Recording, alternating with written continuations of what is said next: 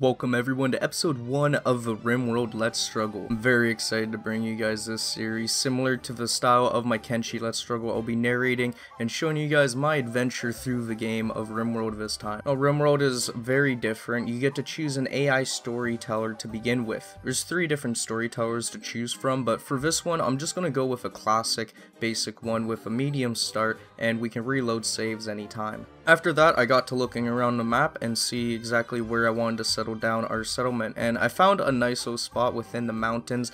I wanted to settle in the mountains because I know you can use it to your advantage, and after that we can create our characters. Now normally I wouldn't be able to create my own character, but I installed a mod called Prepare Carefully, so I am able to sort of customize the characters to my liking. I'm using a point limit, that way they can't be too OP. And I ended up coming up with this. So meet Greg Kane. He's 420 years old in chronological age. He spent his childhood being an industrial orphan, and then spent his adulthood being a deep space miner. This resulted in him being tough, optimistic, and staggeringly ugly. Because he's ugly, we get some pretty good stats to balance that out a little bit, because he won't ever find a bitch. Oh, speak of a devil, mind text me. And next, his younger brother, Oddy Kane. So Oddy's 20 years old, he's a pretty young guy. He spent his childhood being a medieval slave, and then spent his adulthood just being a lost soldier. This resulted in him being a fast walker, but a careful shooter. And overall, his stats are pretty alright too. Not as good as his older brothers, but they're still pretty nice and something that we can work with. And lastly, meet Jessie, the fugitive. She's sort of like the grandma of the group. She's not related to either of the two, but she is in there for extra fun. She's depressive and greedy, so it's bound to be a fucking good journey with these 3. So I begin my game, and with that, we start our adventure in the Let's Struggle of RimWorld. So to start with, the 3 of them wake up from a crypto sleep something. Basically, they have some crash pods land, and now they're on this mysterious planet, sort of, and they gotta make a home for themselves. They gotta figure out different ways to survive, and looking at the map, it is alright. There's not really anywhere we can use for too much advantage when it comes to hiding out, but to start with, we're gonna want a few things. So pausing the game immediately, I'm gonna create a stockpile zone over here. I decided this is gonna be sort of an area we're setting up our base. A stockpile zone is where all of our goods will be taken, so all of our wood, steel, stuff we build with, and then armor, other shit, all of our inventory will go into there essentially. After that, I decided to put 3 different houses. I know that each character, if they have separate housing, it increases their mood and other stuff, because we do have to deal with that on top of a lot of other factors. So after that, I set our home area to be just around the other houses, and I put a roof on top of each house. You gotta install your own roofs and floors, so it's not too hard to do, at least for the roofs. But floors I'm skipping out on for now because there's a lot of other stuff we need to do. There's lots of plants around here, as well as cutting trees so that we can actually get the wood to build our houses. And luckily we're next to a marsh spot, so the marsh is sort of like the darker soil there. This place will be really good for growing our crops. So I set up a few different farms: potato farm, corn farm, cotton, strawberries, all that. Just that way we have a good variety of different stuff. Now the way that the work system goes in this game is the stuff from left is the highest priority to the stuff on the right. So all of our characters will be doing everything from the left until they're done with that, moving on to another thing on the right. You can tick different things on and off. For now, we're having everybody basically help out with just about everything. Also notice we settled near a steam geyser, which I've heard is good for a settlement, but I'm not too sure why. So hopefully I'll figure that out eventually. But I set up the rest of the houses with a few beds, and the 3 got to work setting it all up. Now by the end of the night, they didn't get it all done. Only Jessie had a bed, but at least the elderly grandma had a bed. Greg and Oddy were fine with just chilling outside for the night. The next day, I set up a horseshoe pole because I forgot we do need something for our recreation. Our characters will get very moody and just bored and shit. Next, I'm trying to mine out a little bit of this mountain or whatever here, just that way we have more room and can sort of work inside of it. And after that, I set up another building right next to the houses. This spot I'm going to be putting our research bench in.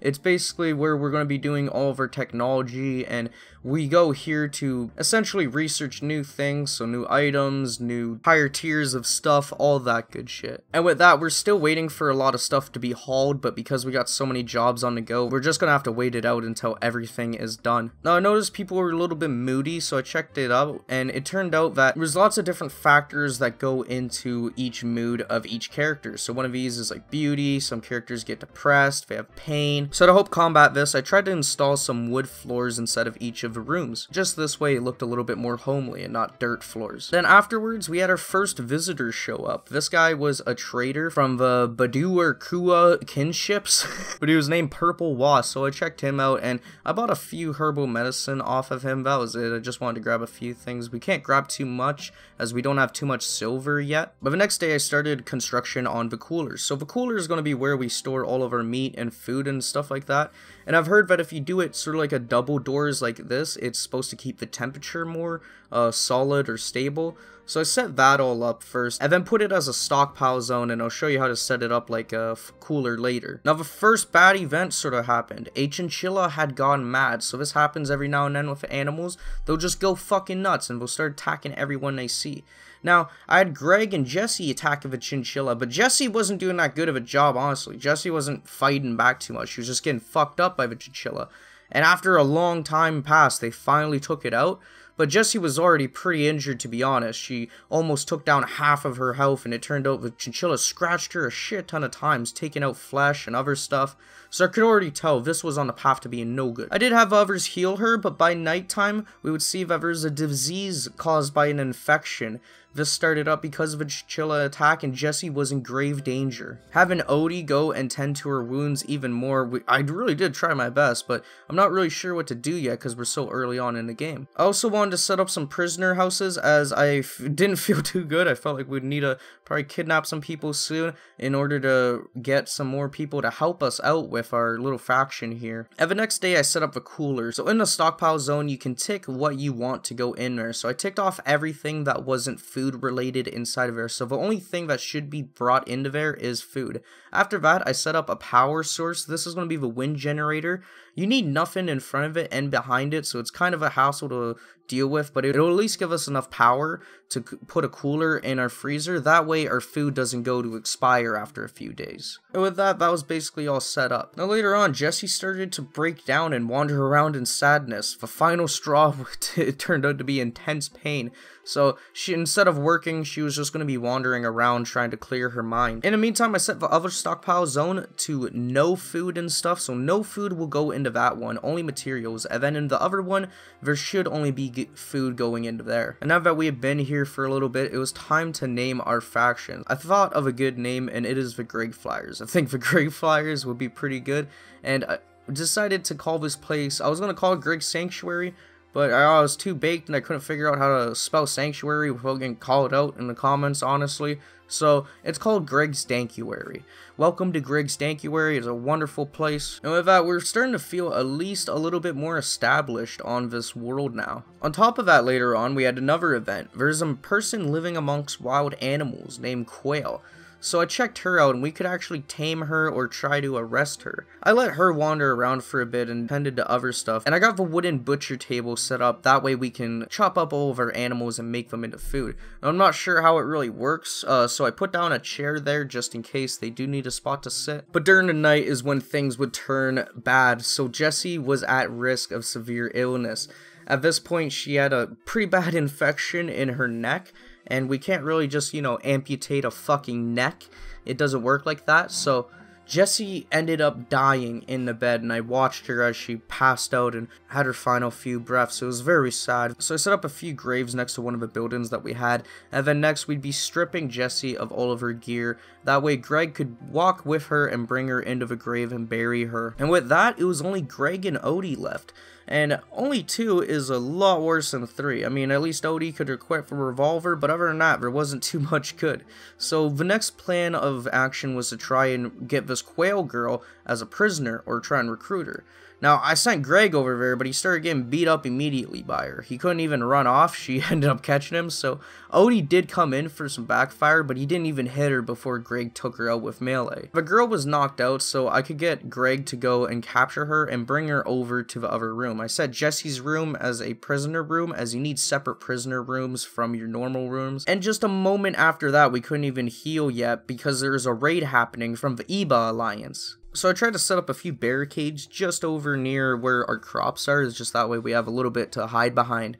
and with that, one guy started to rush us. Now, we were shooting him pretty good, and this slows him down quite a bit, and if he's injured before he gets to us, it's really nice, and he only ended up getting one hit on Oddy before he got killed, so that was very good. And after that, they were able to tend to each other's wounds, and then also tend to Quail's wounds and try and heal her up. We had basically just been fighting all day, and trying to fucking recruit someone, so the next day was just spent getting back to work. We're trying to clear out some more areas so that we could build some more buildings and such. And at this point, I basically have them on every single priority, because we need people doing most of this shit, and before Jesse was doing the stuff like farming, now they need to do that. But I would go and set up another building just right here, and in this place I'd be putting in an electric stove. This is where we can cook all our meat. We don't want to put it in the same room as our butcher table, or else when we're butchering meat, it'll contaminate the cooking area, just like real life, so having a separate room for it is nice. After that, I realized the problem with our power source is that the plants keep on regrowing, so that there's plants growing in front of our wind turbine. This is blocking the wind,